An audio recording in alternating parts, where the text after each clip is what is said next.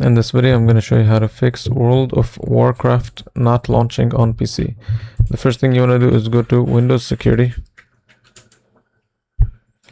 So over here in Windows Security, you want to go to Virus and then Protection History. Check if the game exists here.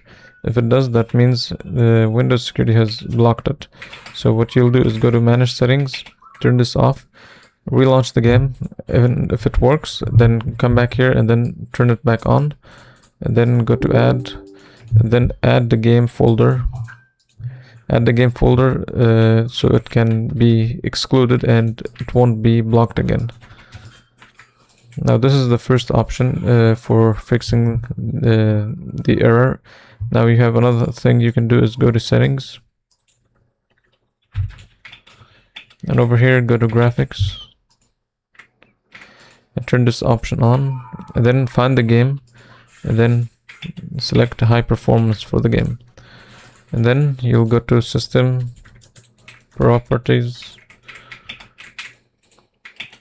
Over here under Advanced, you'll go to Settings. And then select Adjust for Best Performance. So once you select this option, you'll click Apply and then OK. And then click Apply and OK. And this should fix your issue.